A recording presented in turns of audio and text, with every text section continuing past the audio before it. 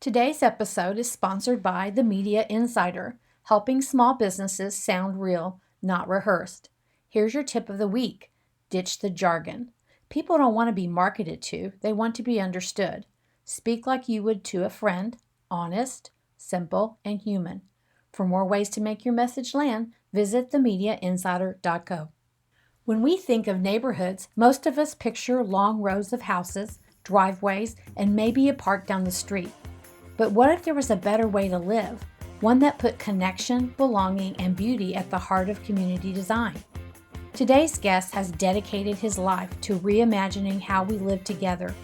Architect Ross Chapin is the visionary behind the concept of pocket neighborhoods, intimate clusters of homes gathered around shared green spaces that foster connection while still preserving privacy. His work has been called both revolutionary and timeless and has influenced how people are thinking about housing, not just here in the Pacific Northwest, but across the world.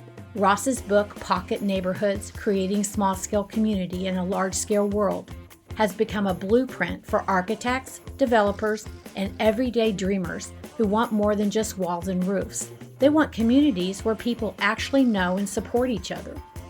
From award-winning projects on Whidbey Island to neighborhoods that have taken root across the U.S. and beyond, Ross has shown that small-scale design can have a large-scale impact. In today's conversation, we'll dive into the origins of the pocket neighborhood idea, why human-scale design matters now more than ever, and how these kinds of communities might be one answer to the challenges of affordability, sustainability, and connection in our modern world. So whether you're dreaming of a new home, wondering how neighborhoods can evolve, or just curious about how architecture shapes our daily lives, you're going to want to lean into this one. Hey Ross, how are you today? I'm so happy to have you here. This is going to be fun. I know, me too. I was telling you before how I came across you was from your book and Pocket Neighborhoods, and I found it as a used book at a coffee shop in Langley. And so I was super excited, to reach out to you and you say yes. So I think we are going to have fun. I'm super excited about this conversation. Oh, yay. So Great. I appreciate it. All right. So what drew you to become an architect first and foremost? Wow. Well, I grew up in Minnesota, kind of in the country, but in a place where there's wonderful old houses from the early 1900s. If you could imagine Minnesota, they're all next to a lake. Yes. And so I would be playing out in the woods, making forts and tree houses and kind of thing. So I'd be making stuff. And as I'm making stuff, I'm imagining. And my imagination was just very rich. Okay. So I would say for that one, it's just going back to just the imagination of being a child, a free-range child in a wonderful, intact neighborhood, surrounded by houses with real porches and houses that look like they've been there for forever. Yeah. And hearing stories from my grandmother on the front porch about when she was a teenager in the same house, about her experiences there. So my imagination goes back then through generations and imagining, back then. So that's what drew me. So, in the South, we call them howdy-do porches. And the reason is so that in the evening, when you go outside to have your sweet tea and people walk by, you can say, howdy-do. Howdy-do. I love that. Yeah, that's great. howdy-do. Yeah. So was there a particular experience that you had? You were telling me earlier about when you and your wife came here that really planted the seed for this idea of smaller community-oriented design that you're known for? Yeah. I moved my office of 30 years home. It's a number of years ago now. And I was taking the opportunity to comb through decades of material and work and files. And I went, there's the seed of the idea. Oh, there's another one. Oh, there's another one. And I think it probably really goes back to my childhood. But by the time I was in college and I did my thesis in college, I did my thesis in architecture school And I designed an urban courtyard development near downtown Minneapolis. And I was examining the way small clusters of homes bring people together and how the homes can serve a whole range of ages and household types, and then also how the houses can flex with life. For example, you are a young couple, you've got a baby. Do you need to move? Well, no, there's another room that is in between two apartments. And maybe you expand the apartment to include that second room. Okay. And it might be that there's a family in the next one, and they became an empty nester. And so their house contracts a little bit. Okay. So I was exploring these ideas back in the 1970s. Yeah. And then in 1984, there was a national competition by forgotten who. It was called the New American House Competition. Okay. Looking at, well, how do we rethink the American house, the American dream? The idea of this, house with a picket fence and standalone and by itself is one thing. But what would the new American house be? And so I chose a site in Minneapolis that was an relatively urban neighborhood site. And there were some lots there, and I designed 6 townhomes around a courtyard with parking tucked in the back. And then to the back of the townhomes, perpendicular off the street, were the back side of the houses were compartmented to have this flex room. And so you might run a design studio or have a therapy office, or you might be a graphic artist. That's your office, part of the house. And then out the other side would be the porches facing the garden.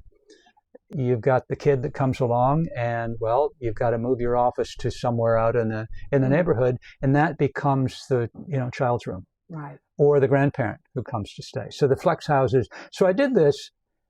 Oh my gosh, I was one of the winners of the competition. Right.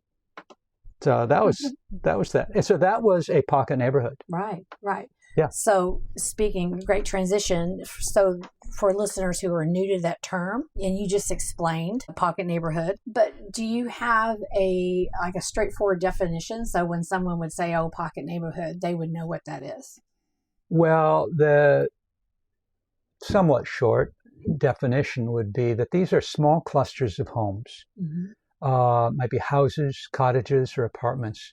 And they're arranged around some kind of shared open space, like a garden courtyard or a pedestrian lane, or even a reclaimed alleyway. Yeah. These spaces are designed to foster a sense of belonging where neighbors can feel connected and safe, but where the landscape itself encourages informal encounters and mutual care. Right. Sometimes I think that these are pockets of nearby neighbors. Yeah. Now, this ties into what I call the scale of sociability. Think about maybe you're at a dinner table. Everybody's gathered at a big long table, and the host raises a toast to the birthday kid, and they sing a song, whatever, and everybody is just all there together. Right. But after that's over, the conversations break up into a couple people on either side of you and across the table, and so these little clusters of conversation. These are like pocket neighborhoods. And the table would be like a block. Right. And so you're part of a larger group, but your intimate day-to-day exchanges are over the fence, across the yard, from the porch out to the street. These are the pockets of nearby neighbors. I think they're great for people of all ages, whether you're a single householder. Okay. You've got instant community with others around. Or an empty nester, same thing. You can be there, and maybe you're there while the young family is there. They're off working. Maybe the kid comes home from school a little bit early from you coming home, right? Or from the parents coming home, and they're there. Yeah. So I think it works all around. So traditional neighborhoods that we have today, what are their challenges? What do you think they don't address? Well, traditional as in pre-1940s, or as in sort of the suburban subdivisions of the freeway era? The suburbans. When I was talking to Neil and Alyssa from Regenerative Real Estate, we were talking about the big urban sprawl, and I told them a story of a guy I used to work with who was from India, and his goal was to buy a McMansion and bring his family from India. And he brought his parents over when he accomplished that, and they hated it because nobody was home during the day. They would walk out front, nobody was there. And also because the grocery stores wouldn't negotiate prices. And they were so used to, in India, walking outside of where they lived, and there'd be people out there to talk to chat with. They knew everybody. And they just didn't find that in the suburban, off the freeway sprawl, like you just said. I think what he's describing is the fine-grained fabric of community, where it's mixed shops, mixed places where people live. You've got people that maybe have a larger family or multi-generational family, that they've got a larger home, and you've got little home of your own. But it's all mixed together in a street that is just filled with life.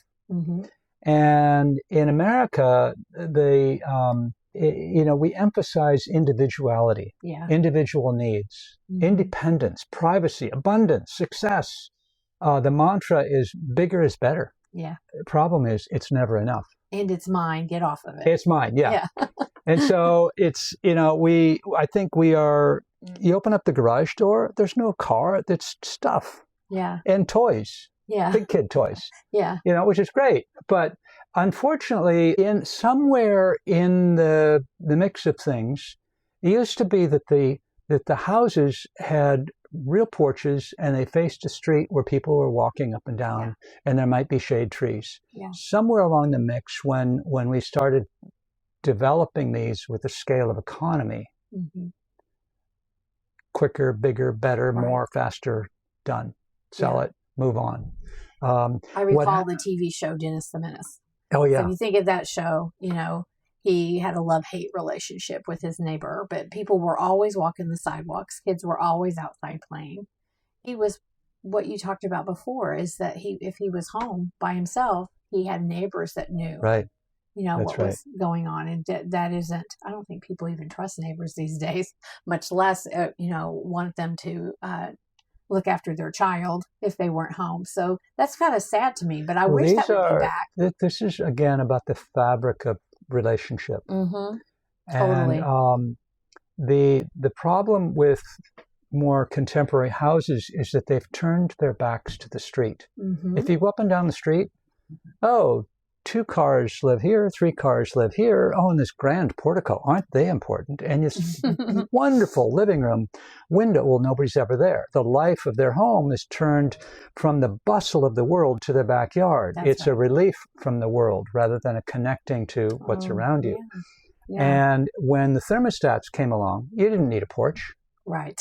When the cars came along, fine, you stick them there. The idea of alleys it's just too expensive to build alleys for the developers, so they weren't thinking about the fabric of community. And so the problem is that Dennis, the Menace, Dennis grows up and moves away. Love the dog. They connect everybody in the neighborhood. Well, the dogs don't live very long, and so they pass on.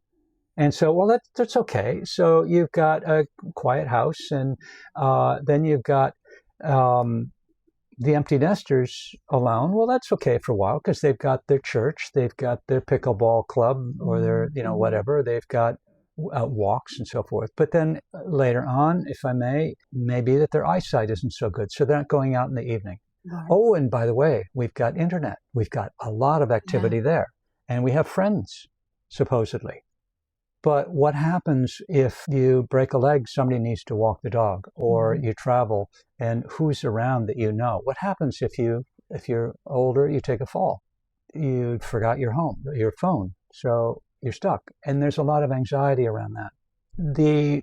What's been happening is that loneliness has slipped in quietly. Yes. And loneliness, the former Surgeon General pointed out that identified loneliness as a public health crisis. It is. This isn't just personal. This is societal. Yes. And it ties directly into the structure of our communities. And that's critical. Loneliness has dire consequences, not only physically, emotionally, mentally, and spiritually as well. Right. So my work with pocket neighborhoods is trying to find an antidote for that. Right. Realizing that humans are hardwired to connect. And so rather than inadvertently inhibiting, rather than facilitating meaningful connection, we can come together in natural ways. So that's the genesis and maybe what pocket neighborhoods would offer. Right, right. So talking about pocket neighborhoods, a lot of your notable projects have been here in the Pacific Northwest. How has the Northwest influenced your architectural vision? Oh, that's good. I love the Northwest. I love Whidbey Island. It's a little bit like the American wave sort of passed us up. I think there's some communities where they never quite survived the Depression. The houses that I'm drawn to are simple and straightforward. They come from an era when the houses had gable roofs. They might have been built quickly before the winter, and so they're built simply with wood from the trees of this region, with eaves. It rains here, right? Yeah. And porches big enough to hang out in with family and friends, not little key fumbling porches, or not porches to modulate the facade or some crazy language like that. Right. They're built by craftsmen who cared and took pride in their work. And so when you take care, people then care. And so they have this patina of getting better with age. And that's what I'm drawn to. So that's kind of a simple, maybe an extended answer to it. So you have several pocket neighborhoods here on the island. What did you learn from working directly with island residents here that may have shaped your design? Is there a lot of, when you build something, you have changes to what you wanted to do? We built the first pocket neighborhood. By the way, talk about how that word came around. Back in the mid-90s, there was a big influx of people retiring from California. Microsoft was taking off. Some of the other companies were taking off, and they were being attracted to Whidbey. And the zoning that was here in Langley, where I live, was pretty much zoning set up for suburban type sprawl. You'd end up having lots that are front loaded, meaning the garages are on the street, which means the street is flanked with garage doors and cars. And the idea of a better house is a bigger house. Right. That's what the zoning kind of encourages and allows. And I looked around at our community and I recognized that more than 60% of our community of Langley, not very large, but on the island, kind of related, are 1- and 2-person households. Empty nesters, single women, a lot, couples, younger couples, whatever. And yet what was being offered to small households was very little. The zoning wasn't supportive. Everybody wanted to sell them more and bigger and more expensive, and they couldn't afford it. For second homes? Is that who they were reaching out to? Yeah, second homes, but people with money that could afford anything. Yeah. But there are a lot of people that left out of the game.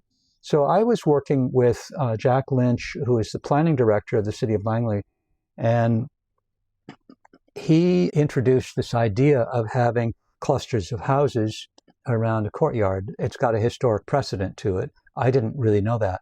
So I worked with him and others on the planning advisory board to come up with a new zoning that would allow for twice the number of homes on a lot or a series of lots than would otherwise be allowed if the houses were limited in size, oriented around a garden, and the parking was friendly. It wasn't just big garage doors, parking lot out in front.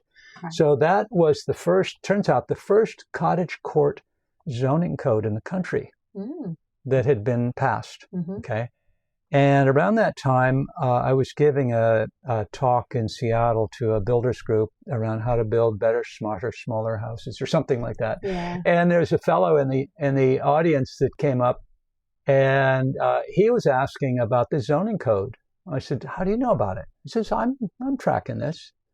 And turns out he was a developer.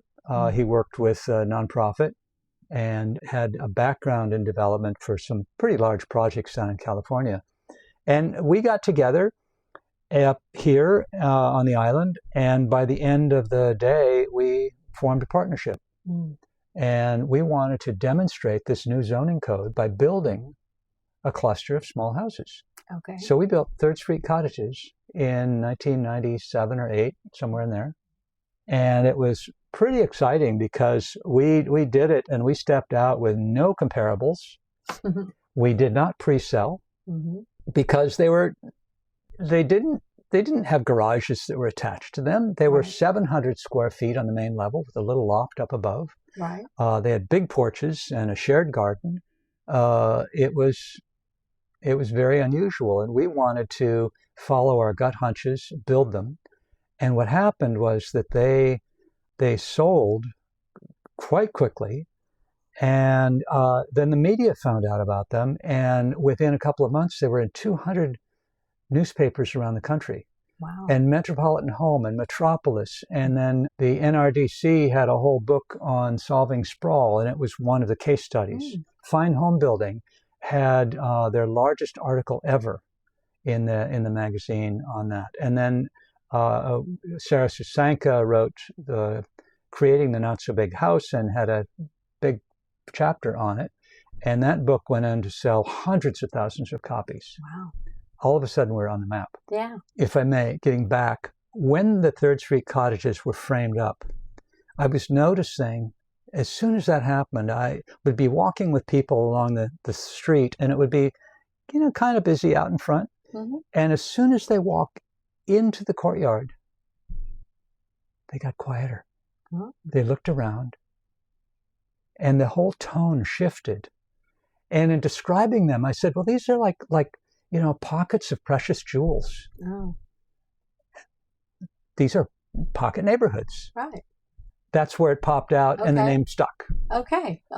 That's interesting. Thanks for telling us where that came from. So talking about pocket neighborhoods, you had mentioned to me the Good Fit collection. And when I looked that up, I saw this wonderful tag, small homes that live large. I love that because I'm someone who loves branding. So how does a small home help you live large? Yeah, well, this gets back to something that I love, and I've been tracking forever, since probably my time way back in college, maybe even back to being a kid making tree houses. I don't know. When I've gotten into working with designing houses, in the world we talk about the size, and homes are valued by their size, or what's the cost per square foot. And I look at what's the livability per square foot of a house. Yeah. So hallways only used to get to a room don't add much to the livability, nor does the awkward space in between rooms or within a room. It's just sort of like left over. Yeah. On the other hand, a hallway that's widened to include bookshelves, maybe a seating nook, adds both function and delight. When we have a stair landing to get upstairs, I often will expand the landing to include a spot big enough for a daybed alcove. It's a wonderful spot for bedtime stories on their way up to bed, or maybe a spot to disappear for journal writing, or an overnight guest, little bed spot. Yeah. Not for everybody, but it works well. So, and sometimes we will use the stud space in a wall for creating an art niche. Or shelving, or a medicine cabinet, or cabinets. Right. So this is expanding the livability. Some of these concepts make me think of Frank Lloyd Wright, and how when he built his homes, they were really also to be built into nature, and he wasn't into big kitchens. As you know, we all hang out now, but some of these concepts sound like that as well, as far as the livability of the space opposed to the size. Frank Lloyd Wright, amazing. I mean, he would look at every aspect of a home, every corner, nook, cranny, spaces.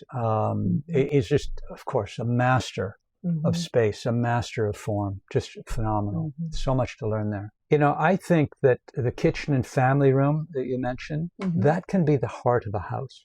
Absolutely. So rather than living formally, having a formal living room, formal dining room, a grand entry, just jettison all that stuff. Live informally and make the kitchen and the family room really carry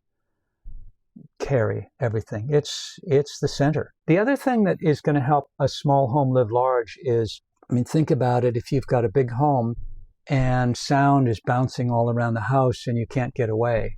Right. I mean, in a big home, of course, you need to have intercoms. Right. But, in a relatively small home, the problem with those is that they don't isolate the sounds well. So if you've got a really small home and there's an away room, a spot to get away, that will make it feel larger. Yeah. A house for a small family, when you've got an infant, of course, they want to be near the parents. But as they get to be teenagers, there's a natural friction because they're teenagers. Yeah. So have a home that allows for bedrooms to be on either side of the commons. So you're able to track them through the commons, but the sound zones are different. Or the basement, or the bonus room, or the whatever. The other piece is that I think I can go on, I can give a lot of ideas to this. I think it's really important how the light is within a house. Locate the windows very carefully. It might be you've got a narrow room, so you locate it on the broad part of the wall. Or take a look when you have light only on one side of a room, you've got glare. You've got light on two sides, you've got balanced light. So that works really well. Or in the corner, or you bring a window, maybe a transom window or a clear story right up near the ceiling, so the light bounces off the ceiling into a room. Okay, that's for when you're designing a house. Yeah. What happens with a house that you live in? We live in a 1951 post-war house, modest changes. And I was in a yoga class, and after 3 years, they were closing up and moving on to somewhere else. And they had these huge floor-to-ceiling mirrors. And they said, Ross, do you got any room for a mirror? I said, well, sure. And within an hour, I had this almost 8-foot mirror come into our living room, and it fit within a half inch. Wow. And our house doubled in size. Yeah. Yeah. What to do with an existing house? Yeah. That's one thing. Yeah. That's interesting. Yeah, I saw that when you were giving me a tour, that I didn't even realize it was a mirror till I got close to it. It just does look like an extension of your room. Yeah, yeah. Hey, you asked about the Good Fit collection, so let me get into that. Many years ago, we had friends, a young couple, who came to us, and they wanted me to design a house for them. Well, besides being really busy, a good house, even a small house, takes hundreds of hours for me. I mean, I just give a lot of attention to detail. And to how it works and to how it can be built. And I looked at their budget and I went, oh, okay. And my time, I went, oh, okay. And I said, well, tell me about what you need. And they described it. And I went, oh, well, I went over and I pulled out my file drawer, and we spread out 2 or 3 houses that I had done that were not so particular in terms of site, so idiosyncratic in terms of the people they were designed for. They could be here or there. And they went, oh my God, this would be great. And so they walked out with plans for a house right then. And we got some money. And oh my God, that was fantastic. And around the same time, the first house of ours that was ever published was on the cover of the annual Fine Home Building, the annual houses issue of Fine Home Building magazine. I mean, that's what everybody goes for. Well, that was the first thing that was out. And dozens of people were calling in and writing in, asking, is this design available? Oh, wow. And that made me begin to think, well, maybe some of these plans that are sitting in the file cabinets can be used. And so I began to offer them for sale. And what happens is that these are maybe great for backyard cottages, single level empty nester homes, not so big family sized homes. And they get I think, a really great house plan for a fraction of the cost. And then I can take the income, and I do a lot of pro bono, so it helps fund those kind of projects. Yeah. So that's what you mean by good fit. Good fit is kind of related to how small houses live large, how the house can fit a life that is rich, that has many aspects to it. It's not overly detailed, but it's got thoughtful detail. And so your collection were things you'd already designed that fit into that concept of being exactly. A good fit. Okay. Yeah. All right, great. Let's break for a short word on supporting our community.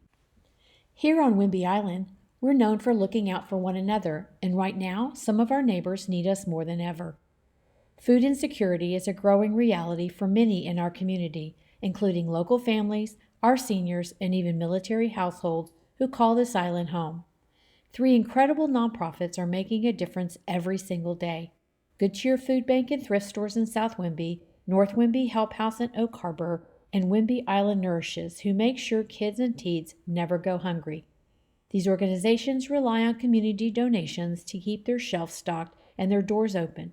You can help by giving what you can or donating the specific food and supplies they need most. Visit goodcheer.org, northwhimbyhelphouse.org, or whimbyislandnourishes.org to donate today. Together, we can make sure everyone on Whimby has a seat at the table.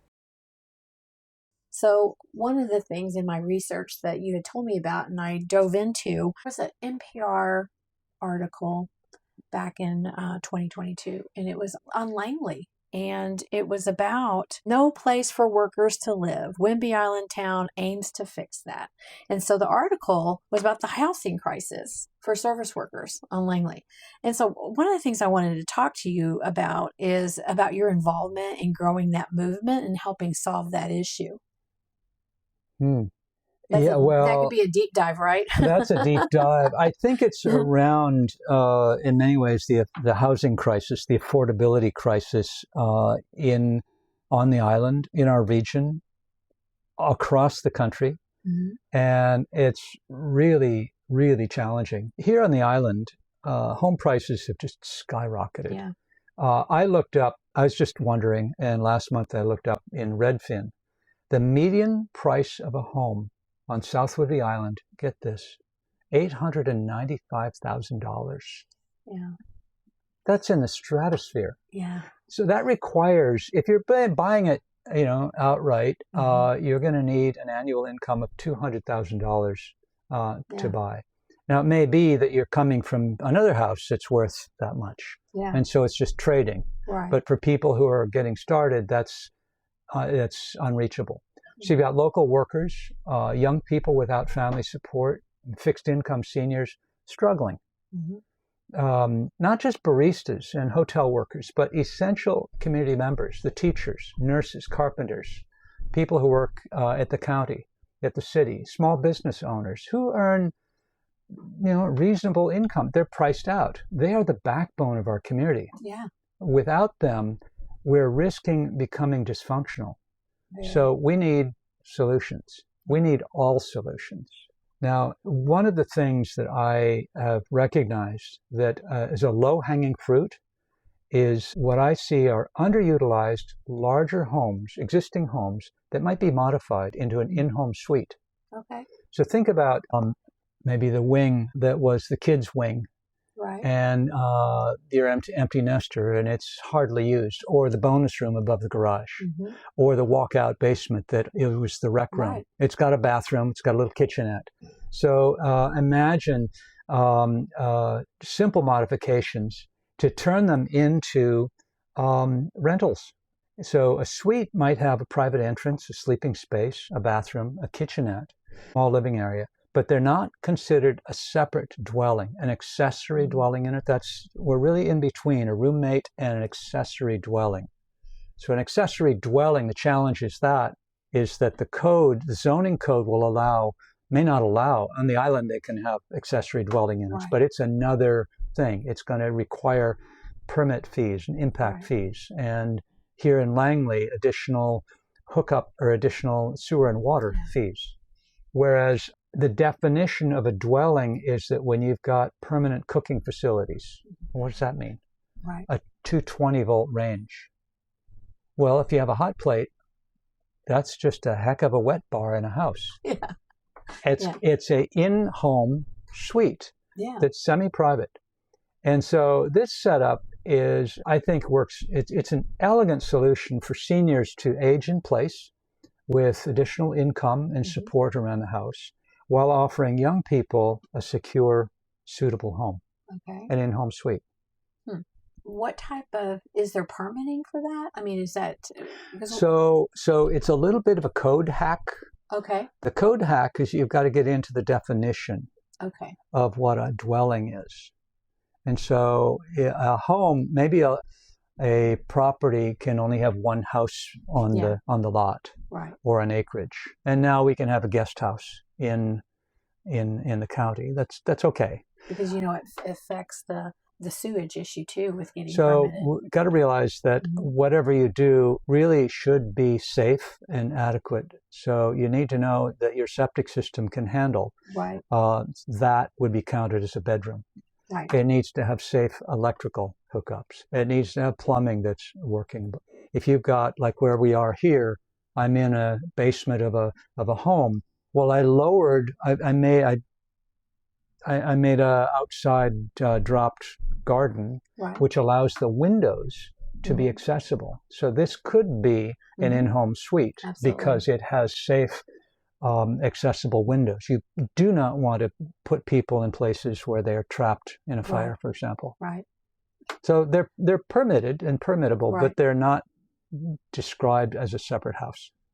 Yeah, I learned a lot when I started remodeling here on Wimby Island. We had never remodeled anything before, and whether we were going to have a whole new septic system. And it was really strange to me because it really wasn't based on how many bathrooms you had. It was on how many people, bedrooms. It's number of bedrooms. Yeah, it's number of bedrooms. I meant, which was strange to me because I thought, well, doesn't that mean toilets? No, it means bedrooms. You could have a house with 8 toilets and 2 people. Yes, exactly. How many people are using the toilets? I know. 2 people. 2 people. It's not 10. Right. Yeah. Yeah. Or 8. Yeah. Yeah, that was confusing to me. But anyway, I figured it out, and we did not have to increase our septic. So that was really good. So one of the things that you were talking about, all different types of generational housing. I've heard that the Generations Place was, can you explain to me what Generations Place is that was developed by Island Roots Housing? Yeah. This is a 14-unit project in Langley, just a couple of blocks away from here. It's just beginning construction. Okay. It took 4 years to secure the grants, to get the government funding, deal with red tape, permitting, neighborhood resistance. Yeah. It's a heavy lift, but it's something. So it looks like it's going to be happening. This is subsidized rental housing for low-income residents, those earning, gets technical, 50 to 80% of the average median income, the AMI.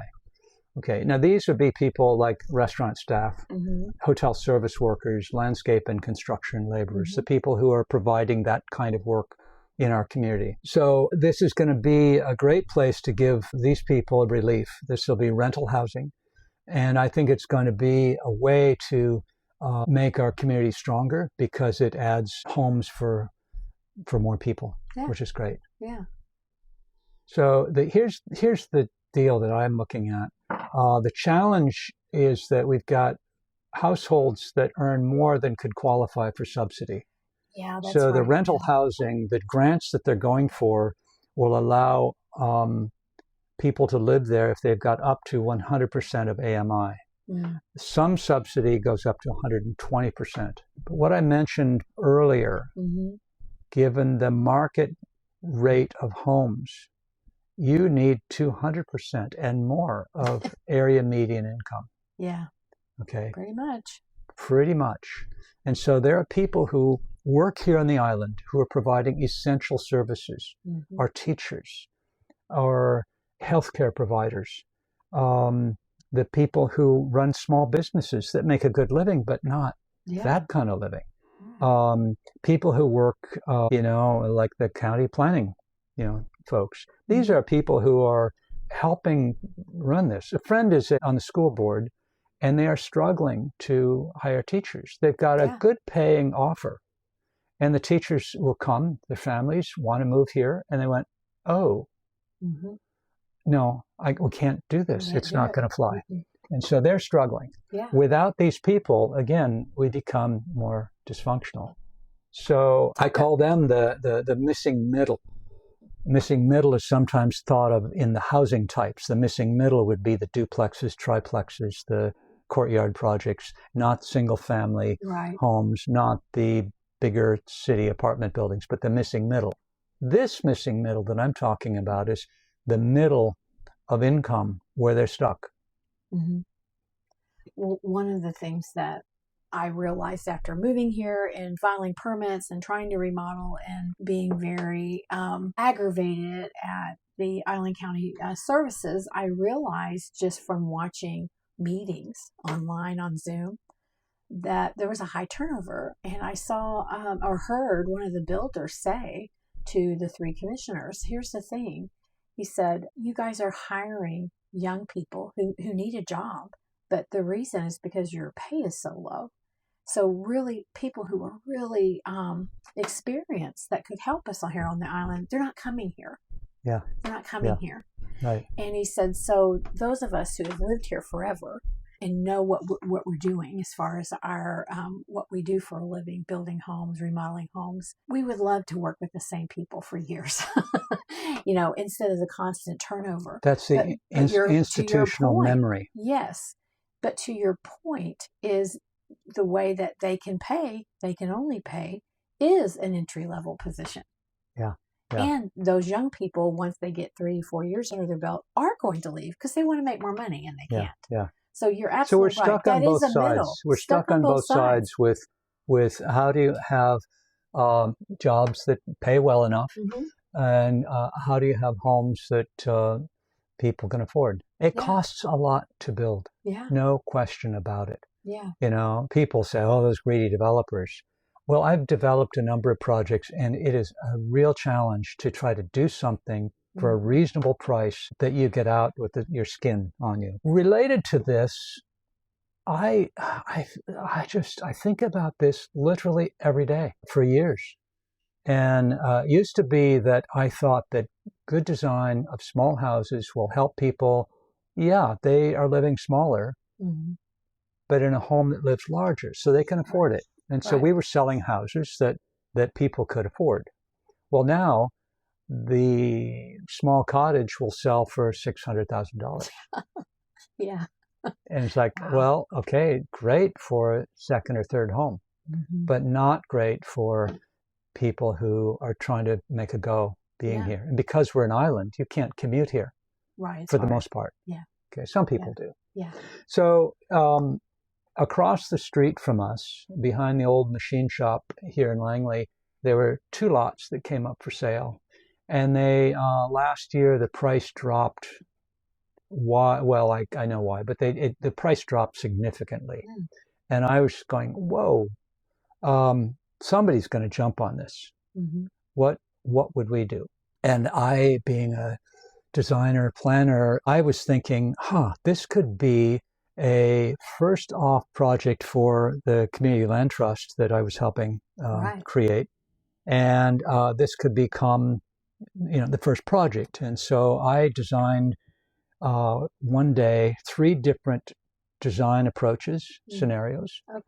And then I looked at one and I went, I think this might be the one. And then I did a very quick pro forma. What's it going to cost? And I went, I think this could work. And so we made an offer on the property. The short story is that now we own the property. And it's going to be a project that includes 6 townhomes around a central courtyard with tuck-under garages off of an alley. Every home has a room-sized porch. The ground units have small private yards. So there's a shared lawn, gardens, a tool shed. And what we're going to do is that we're going to seek out low or no interest loans from local investors for construction. I mean, think about the island. We've got wonderful people that live here with the broadest range of income. Yeah, very broad. In places like this. Yeah. Orcas Island, San Juan Island, they're also like this. So you've got people with a lot of wealth that have big hearts and that see our community as a whole and want our community to become strong and resilient. And they say, we're going to reach out and we're going to say, we would like help with construction loan at a low interest or no interest loan. And then once they get built, we're going to ask the people that can, not as a charity, but as an investment in community resilience to help cover the gap between what teachers, healthcare providers, the people who are helping, the essential workers, what they can afford and what it's going to cost to build. There's a gap. Yeah. And we're going to ask for help buying down that gap to allow people to get into ownership housing, buying their own home. And then in exchange, and we're going to work with the Community Land Trust and the Would-Be Community Foundation to assist in that so that the donations have a tax benefit for that. And the people that buy the property, what they accept is that they are going to buy it at what they can afford, and they will have a limited equity deed restriction, which means that they can earn equity on their house, but at a very modest rate. Yeah. And so when they come to sell the house, be it 5 years or 10 years or whenever, it's affordable at that level down the line. So they're passing on the affordability to the next generation. Right. And so I think that the combination of this allows for a win-win in our community and allows for our community to become more resilient. I think it works here because we've got places where there's a broad range of incomes and people care about our community, and some people who can will help fill that gap. Yeah. Okay. So Ross, we were just talking about your new property and also the land trust and how that works. And I didn't say the name, but that's Hilltop Commons. Hilltop Commons. Yeah, yes. But you're going to be working on here in Langley. So one of the things I was wondering was how has developers or city planners responded to your ideas? Like, have they been supportive or skeptical or just a mix? Well, when this first came out, I think it hit a certain part of the development community and the city planners, and it went out in a big flash. Well, that was back in, the book was published in 2011. Well, I have been recognizing that the book has been a perennial seller. A few months ago, I looked it up. It was 16 on the Amazon bestseller list for urban design and planning or something like that. So I think that shows that it's got some roots for that. And I have pocket neighborhoods listed in my Google alert. And every day there's something coming up from everywhere in the country. Yeah. And there's a lot of nonprofit groups, affordable housing groups that are using this approach to do better community-oriented design for affordable housing. Okay. We're looking at zoning adjustments in our country to allow for a broader range of house types, of which cottage courts, which is another term for pocket neighborhoods, are included. Okay. We're working with county and city planning groups around the country with reviewing and checking the codes. We're working with developers virtually everywhere in the country, as well as Australia, Canada, England, New Zealand, as well, to look at this approach. Okay. We're working with nonprofit groups. We've got a project in Walla Walla for a group of families who have formed an organization to support their adult children with autism and Downs. Okay. So coming together with neuro-inclusive communities nested within a wider neighborhood. Okay. We're working with land trusts where they're not only preserving land, but creating affordable housing in places like Haley, Idaho, Sun Valley, Idaho, which is a big ski town, and so forth. So I think that in the future, this is growing as an option. Right. And I want to underscore that this is one of many approaches in the housing toolbox. It's not the only approach to affordable housing. It's not the only approach to housing, but I think it should be there. Yeah. So you just mentioned other countries that you were working with. Have there been any other cultures or any other traditions in other countries that you are not modeling, but who already build this way? Yeah, yeah. I spoke years ago with Jan Gudmund Høyer, who was a Danish architect. And in the 1960s, they were building a lot of housing recovering from World War II. Right. And his approach was to work with community-oriented housing that really honored the community itself. Okay. And I cannot recall the Danish name, but when a couple of architects from America went and lived in Denmark, they renamed it to the American world as co-housing. Okay. And so this came out from the 1960s and 70s in Denmark. Okay. And in the 70s, I had taken 9 months. I lived in Europe, and I traveled by bicycle 1,500 miles just everywhere. And I remember in Denmark, various different housing communities that I was just enthralled by. And I also remembered I think this was the Netherlands, in Bruges. And when I looked back, there were many places like this. You're walking along the city street, and here's this gateway. And you walk into the gateway, and there's this absolutely magical garden courtyard surrounded by apartments and trees. Okay. And you go out of the bustle of the city street, and here you're in this just phenomenal courtyard. Oh, my God. Well, those date back to the 14 and 1500s. Oh.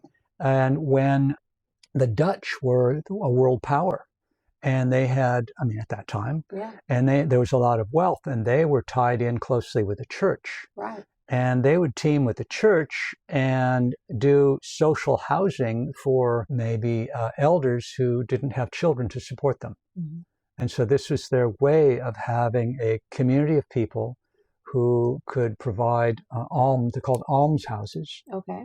And but in the cluster of apartments was a little chapel.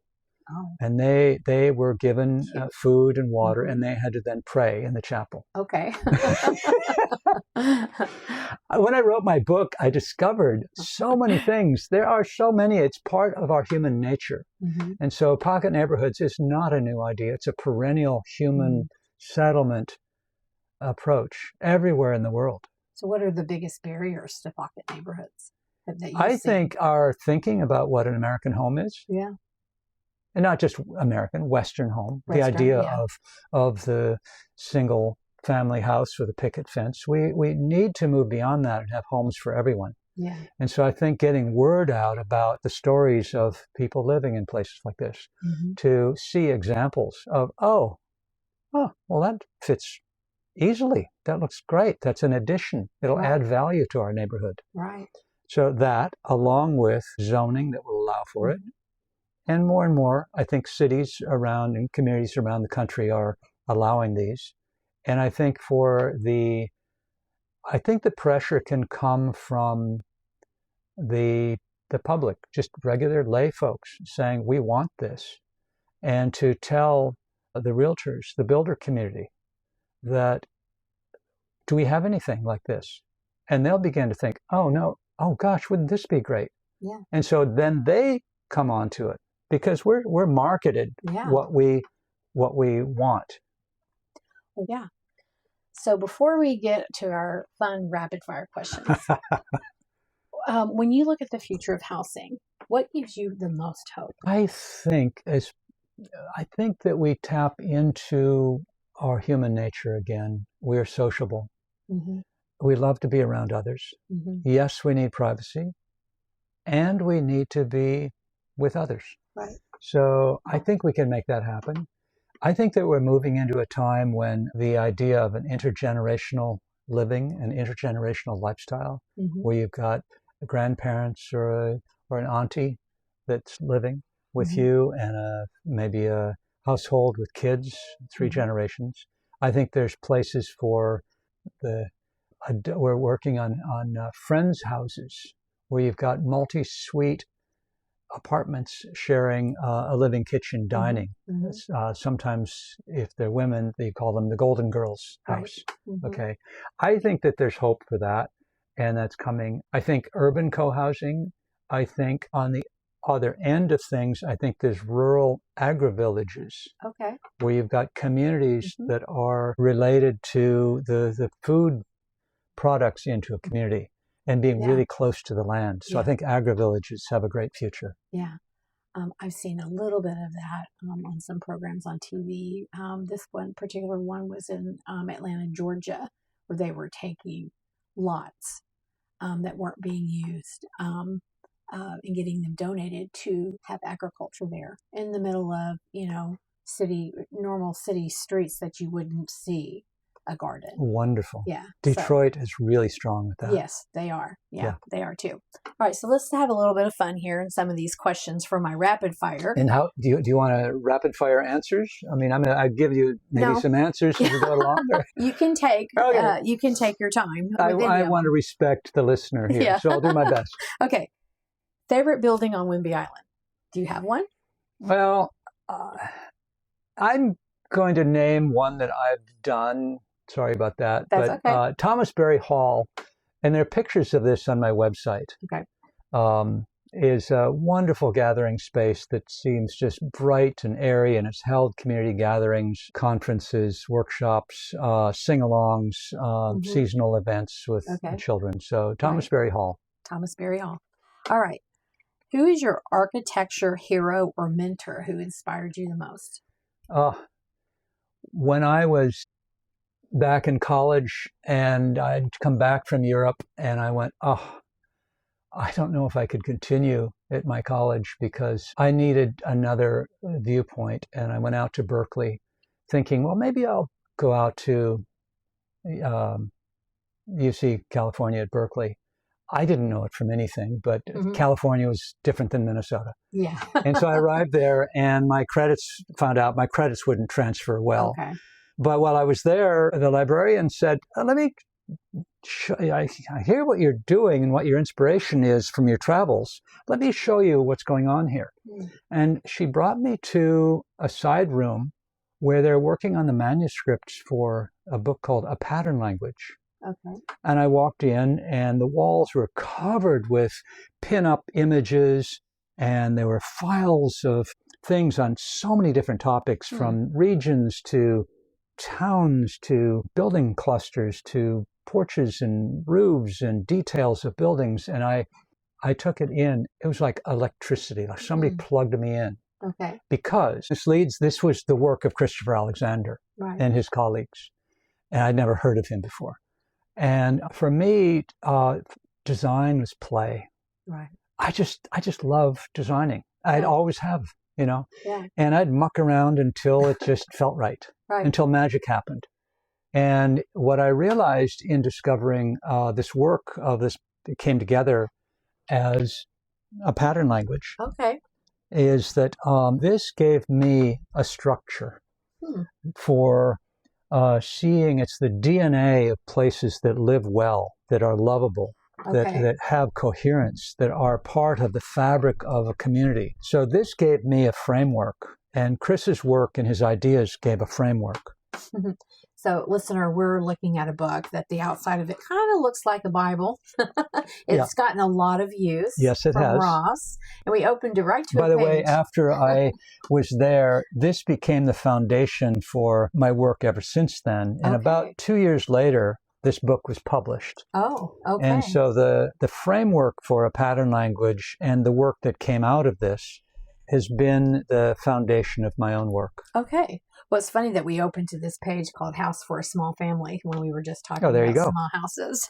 So when you design, are you still someone who likes to hand sketch first, or are you directly to software these days? I love it. I grew up with sketches and making models. We're here in my office, and I've got lots of cardboard models sure do. For this. Cool. I do both. Okay. I think there's a place for computers, but there's a real place for hand sketching. There's something that happens in the tactile hand, eye, brain thing that happens. But I also embrace the computer. Yeah. So it's both. Yeah, a little bit of both. So what is the most underrated architectural detail? Well, I don't know if it's a detail. I'm going to call it the porch. The porch. I think we need to remember our porches. I think porches are part of the interior of a home. It's the next room right outside the home, but it's also a room that belongs to passersby. Yes. It's the place for the casual wave, the hi. Right. It's the place where you sit on the porch with a cup of coffee and you look out and survey the world. Yeah. And all is good. We don't have a long view here. Right. So we've established this sweet little garden to the south of our house. All right. You just answered the question. The question I had written down was a book beside your own that shaped your thinking. And that would be a pattern language. Pattern language. Yep. Yeah. And I think you answered this. Your favorite communal space, is it a porch, a garden, a fire pit, which you've all built here in your house? I love porches, the garden, the fire pit. Yeah. And so I've got a warm spot for all of them. Yeah. But let me just tie this in. Sure. So 2020 came along, COVID, and everybody is sequestered at home. Yep. We are sociable, as I mentioned. We feel it. So we ended up, we're going to get a little portable fire thing, a little metal thing to put out in the yard, have friends over. And my wife said, well, can you find a way to put that on our porch? Yeah. And I did. Yeah, you did. And it's got this little chimney that goes out the top. Right. And so we've got a spot for 1, 2, 3, 4, 5 people to sit on the porch in most any weather, in the evening, even with the fire. So we have fire and a porch. And a porch. That's right. In a garden. So, there's all kinds of definitions of home, or what people call home. What would be, how would you describe a true home? And that can be structural, or it could be something else. Oh, well, home is where the heart is. Right. Period. It just is. Period. Yeah. All right. So are you someone that likes to drink coffee, tea, or wine on your porch? Oh, I would love to drink wine, but I struggle with it physically. So it's going to be coffee. And I love a good cup of coffee. Yeah. Yeah. Are you someone that has to grind your beans for every cup? Oh, of course. Of course. Okay. Of course. Okay. And then we take our cup of coffee, no matter what the weather, and we'll bundle up, and we'll walk outside around the garden. All right. So a neighborhood anywhere in the world you'd love to redesign. Like if you see it, you're like, oh, well, I'd love to get my hands on that. Yeah, a neighborhood, I would just generalize that, and I would say suburbia. Yeah. I think we could transform suburbia. Yeah, totally. Both as the wider community as well as little pockets. Yeah. Well, and to your point early on in the discussion, one of the reasons why is because of loneliness. Yeah. I think that's the main reason why it needs to be transformed. Yeah. Isn't just because builders wanted the people to have the American dream and afford a home. So you slap up cookie cutter homes. Yeah. But that's caused loneliness. That's right. Yeah. There's one thing that I'm thinking about. My wife and I were talking about this morning, and maybe it ties in, but I'm thinking about all of our efforts to make our perfect, beautiful home. It comes from making life better for yourself and your family. Yeah. And yes. And I think there's a way to do that where as you're making whatever you need better, how does it connect and contribute to what's around you, to making what's around you better? Yeah. We're part of a larger fabric. We're part of the commons, if you may. And so if you're creating something, maybe you're on a part of the street or the road, and wouldn't it be lovely to have an accent maple tree to provide a landmark for people going by? Yeah. That's a gift. So you enjoy it, but that's a gift for the people going by. Yeah, it is. Things like that. So serve yourself and serve the larger at the same time. I really appreciate talking to you today. Wasn't this fun? It was super fun. I am not an architect, but I love the whole nature of it. Thank you. Such a pleasure. You're welcome. What a gift to have Ross Chapin with us today, someone who reminds us that home isn't just where we live, it's how we live together. From his first sketches here on Whidbey Island to pocket neighborhoods around the world, Ross has shown that thoughtful design can build belonging. If today's conversation made you rethink what community means, take a walk through your own neighborhood. You might start to see it the way Ross does, one porch, one garden, one shared space at a time. I'm Magsy, and this has been Local Whidbey with Magsy. Thanks for listening and for celebrating the creative souls shaping island life. If you've loved this episode, share it with a friend, subscribe wherever you listen, and help keep those local stories growing.